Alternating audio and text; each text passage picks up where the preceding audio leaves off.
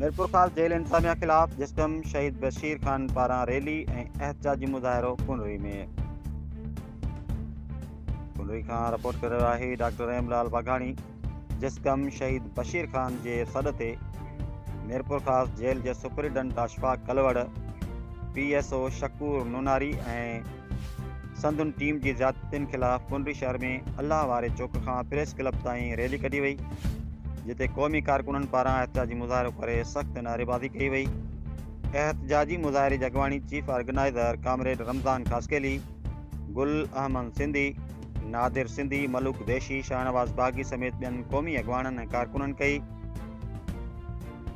एहतजाज कंदड़ अॻवाननि इल्ज़ाम लॻायो त मीरपुर ख़ास जेल में क़ैदियुनि जी इस्लाह बदिरां उन्हनि खे मुख़्तलिफ़ तरीक़नि सां तंग कयो पियो वञे, जॾहिं क़ैदियुनि लाइ ईंदड़ दवाऊं ग़ाइबु कयूं वञनि थियूं। अॻवाननि दावा कई जेल में क़ैदियुनि सां मुलाक़ात लाइ ईंदड़नि खां 1500 खां 2000 रुपया रिश्वत वठी मुलाक़ात कराई वञे थी, जेको सरासर ज़ुल्मनि भरियो अमल आहे। अॻवाननि दादू जे क़ौमी अॻवान मंसूर जमाली, दरिया ख़ान पंवर ऐं ॿियनि क़ौमी कारकुननि ते दाख़िल कयल कूड़नि केसनि जी सख़्त मज़म्मत कई। एहतजाज कंदड़नि मुतालबो कयो त मीरपुर ख़ास जेल जे सुपरिटेंडेंट अशफाक कलवड़, PSO शकूर नूनारी ऐं संदुन टीम खे फौरी तौर ते हटाए जेल में क़ैदियुनि सां इंसाफ़ कयो वञे। कारकुननि तां कूड़ा केस ख़त्म कया वञनि, अदुल ऐं इंसाफ़ ते ॿधल निज़ाम खे यकीनी बणायो वञे। डॉक्टर हेमलाल वाघाणी, कुनरी।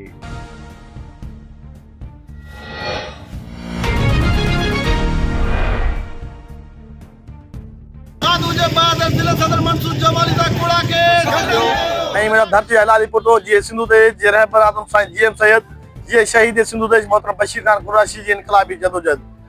जी त असांजो ये एहतजाज जो है जेल सुपरिटेंडेंट अशफाक कलवड़ ऐं शकूर नूनारी ऐं उन जी जेका टीम है उन्होंने खास तौर ते जी मीरपुर ख़ास जेल ते आया आहिनि, उन्हनि ये समझो कैद बंद में जेके कैदी आहिनि उन्हनि जी इस्लाह जे बजाए उन्हनि लाइ उन्हनि खे ऋण ॿारिनो आहे, उन्हनि लाइ तंग नज़र उन्हनि इख़्तियार कयो आहे ऐं अगरि जेके उन्हनि जे मुलाक़ात ते माण्हू अचनि था उन्हनि खां हज़ारे रुपया वसूल कनि था ऐं उन खां बाद जो कैदियुनि लाइ जेके मिलंदड़ दवाऊं आहिनि उहे ॿाहिरि वञी विकिरो कनि था ऐं उन कैदियुनि जी जेका सहूलियत लाइ उते जेके दुकान घर आहिनि उन्हनि खां 2-2 लख रुपया ठिको वसूल कनि था ऐं उन खां पोइ जेके कैदियुनि जी जेका मुलाक़ात ईंदी आहे उन मुलाक़ात वारे खां फी कैदी खां 1000 खां 1500 2000 ताईं रिकवरी कनि था ऐं जेके इहे सम्झो त लाखों रुपया दिहाड़ी छापीनि था ऐं उन जे बावजूद जेके कैदियुनि जी सहूलियतूं आहिनि, जेके खुराक जूं सहूलियतूं आहिनि उहे बि न ॾियण जे बावजूद इहे सम्झो न हुजण जे बावजूद बराबरि आहिनि, छो त हू जेल इंतज़ामिया जेको आयो आहे जेल सुपरिटेंडेंट चाहे थो त आउं जी इहे सम्झो हिते जो ख़ुदा आहियां ऐं हू पंहिंजो पाण खे जेल जो ख़ुदा सम्झी करे उन्हनि कैदियुनि खे जेको तशद्दुद करे थो। उन खां पोइ जो असांजो दोस्त हुते आहिनि जेके रुस्तम शहर आहे, उन खां पोइ ॿिया जेके मुख़्तलिफ़ क़ौमी कैदी आहिनि उन्हनि खे बाक़ाइदे तंग कयो वञे थो ऐं उन्हनि खां चवंदा भत्ता ऐं पैसा वसूल कया वञनि था ऐं अगरि जे उन्हनि खे बंदि खोली खां वरी जेके बारीकनि में लाइनि था उन्हनि जा पैसा वसूल कनि था ऐं उन खां पोइ जेके ख़ासि तौर ते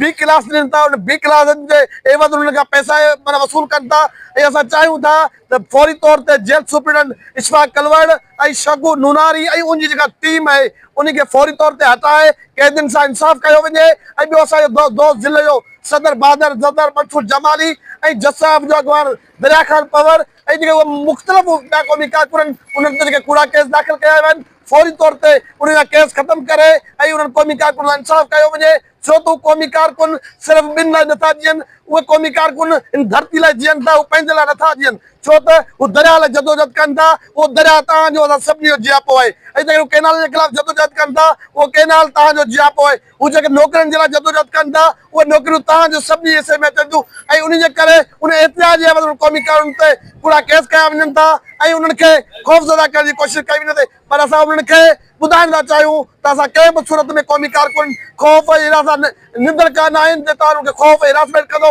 ऐं असां उन्हनि सां सिंध जो बचो ॻाल्हाए। महिरबानी तव्हां ॿाहिरि